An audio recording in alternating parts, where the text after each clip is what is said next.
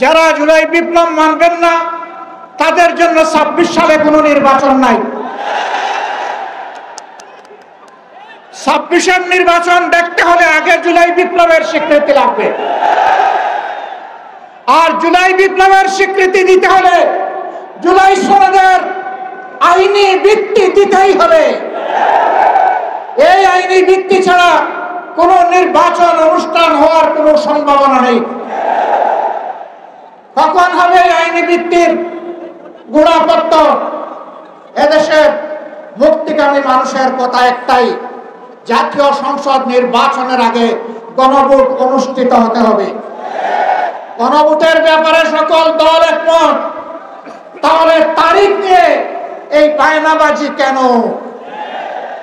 একমত হয়ে যখন স্বাক্ষর করেছি সবাই, তখন গণভোট আগে হওয়াই হচ্ছে যুক্তিযুক্ত।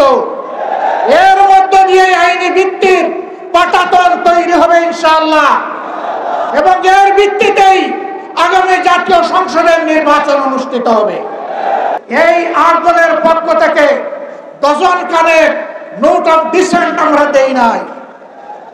আমরা প্রস্তাবনাগুলো যৌক্তিক মনে করে সেখানে আলাপ আলোচনায় আমরা ইতিবাচক মত দিয়েছি। এরপরে সংখ্যাগরিষ্ঠ দলের মতামতের ভিত্তিতে একটা চার্টার তৈরি হয়েছে। এটি হচ্ছে গণতন্ত্রের কথা, যে সংখ্যাগরিষ্ঠ যা বলবে বাকিরা তাই মেনে নেবে। কিন্তু আমরা দেখলাম না, কেউ কেউ তা মেনে নিতে রাজি নন।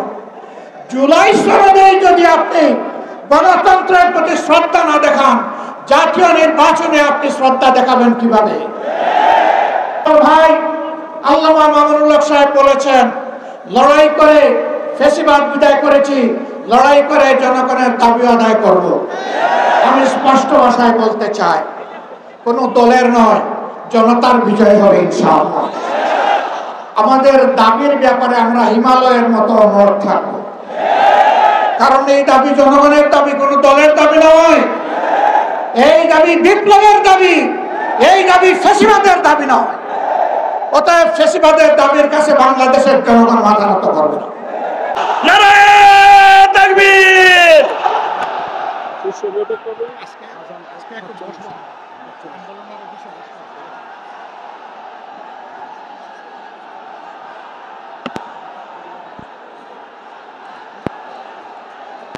আসসালামু আলাইকুম ওয়া রাহমাতুল্লাহ। ঐতিহাসিক পল্টন মোড়ে বাংলাদেশের মুক্তিকামী জনতার কণ্ঠস্বর ৮টি বিশিষ্ট রাজনৈতিক দল আয়োজিত আজকের এই বিশাল জনসমুদ্রের সম্মানিত সভাপতি, বিশিষ্ট আলেমে দ্বীন,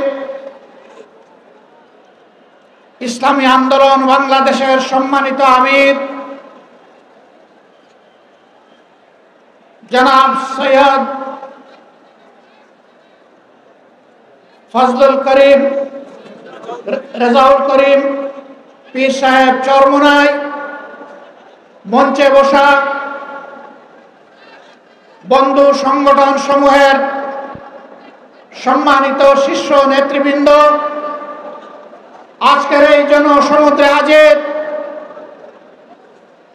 জুলাই বিপ্লবের সহযোদ্ধা সংগ্রামী সাথী এবং বন্ধুগণ, গণমাধ্যমের সম্মানিত বন্ধুগণ, আমরা মহান আল্লাহ তাআলার শুকরিয়া আদায় করছি, জুলাই বিপ্লবের মধ্য দিয়ে ফ্যাসিবাদের পতন হওয়ার কারণেই আজ পল্টন মোড়েও এই সমাবেশ অনুষ্ঠিত হতে পারছে। আলহামদুলিল্লাহি রাব্বিল আলামিন। প্রিয় দেশবাসী, আসরের নামাজের সময় আসন্ন হয়, আমি খুব সংক্ষেপে দুই একটি কথা বলেই সভাপতি সাহেবকে আমরা তার বক্তব্য প্রদান করার জন্য আহ্বান জানাবো ইনশাআল্লাহ।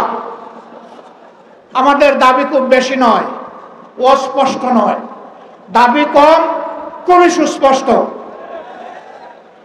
১ নম্বর দাবি হচ্ছে জুলাই বিপ্লবকে স্বীকৃতি দিতে হবে। যারা জুলাই বিপ্লব মানবেন না তাদের জন্য 26 সালে কোনো নির্বাচন নাই। 26-এর নির্বাচন দেখতে হলে আগে জুলাই বিপ্লবের স্বীকৃতি লাগবে। আর জুলাই বিপ্লবের স্বীকৃতি দিতে হলে জুলাই সনদের আইনি ভিত্তি দিতেই হবে। এই আইনি ভিত্তি ছাড়া কোন নির্বাচন অনুষ্ঠান হওয়ার কোনো সম্ভাবনা নেই। কখন হবে আইনি ভিত্তির গোড়াপত্য? এদেশের মুক্তিকামী মানুষের কথা একটাই, জাতীয় সংসদ নির্বাচনের আগে গণভোট অনুষ্ঠিত হতে হবে। গণভোটের ব্যাপারে সকল দল একমত। তাহলে তারিখ নিয়ে এই বায়নাবাজি কেন? একমত হয়ে যখন স্বাক্ষর করেছি সবাই, তখন গণভোট আগে হওয়াই হচ্ছে যুক্তিযুক্ত। এর মধ্য দিয়ে আইনি ভিত্তির পাটাতন তৈরি হবে ইনশাআল্লাহ, এবং এর ভিত্তিতেই আগামী জাতীয় সংসদের নির্বাচন অনুষ্ঠিত হবে। ওই নির্বাচন যখন অনুষ্ঠিত হবে তখন আর কোনো সংশয় সন্দেহ থাকবে না। আমরা চাই আগামী ফেব্রুয়ারিতে রোজার আগেই জাতীয় সংসদ নির্বাচন অনুষ্ঠিত হোক।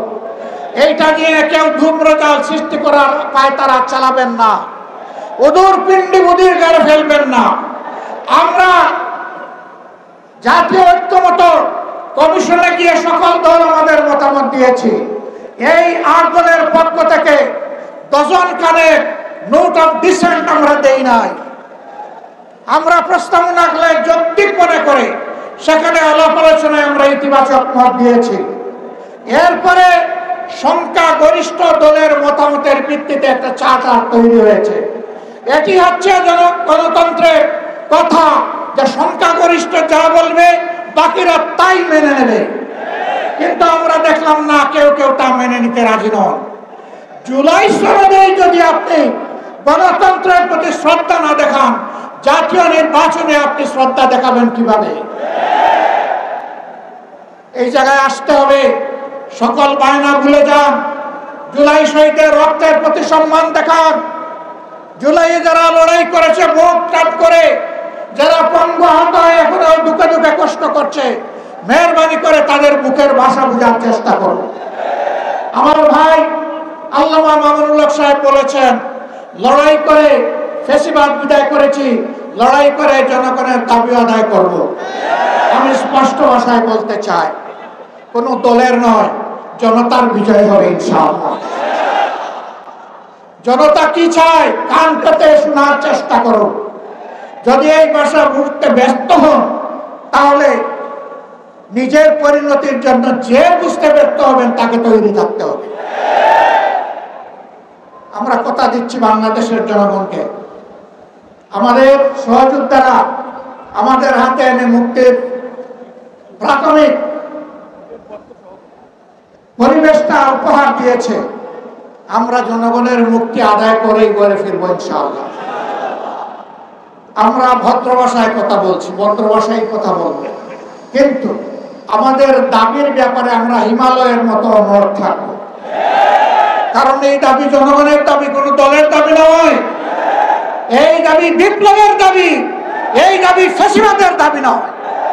অতএব ফ্যাসিবাদের দাবির কাছে বাংলাদেশের জনগণ মাথা নত করবে না। তৈরি হন। যতক্ষণ পর্যন্ত জনগণের দাবি আদায় না হবে, আমাদের আন্দোলন দুর্বার গতিতে চলতে থাকবে ইনশাআল্লাহ। আজ এই শীর্ষ নেতৃবৃন্দ এই মিটিং এর পরে আমরা মিলিত হচ্ছি। পরবর্তী কর্মসূচি যথাশীঘ্রই আপনারা জানতে পারবেন। সেই কর্মসূচি বাস্তবায়নের জন্য প্রস্তুতি নেওয়ার আহ্বান জানিয়ে এবং সরকারকে জনগণের ভাষা বুঝে অতি শীঘ্রই গণভোট আগে দেওয়ার সিদ্ধান্ত নেওয়ার আহ্বান জানিয়ে আমার বক্তব্য এখানে শেষ করছি। আল্লাহ হাফেজ। বাংলাদেশ জিন্দাবাদ। আর দলীয় আজকের এই সমাবেশ জনগণের দাবি আদায়ের পাঠাতন হোক। আসসালামু আলাইকুম ওয়া রাহমাতুল্লাহ।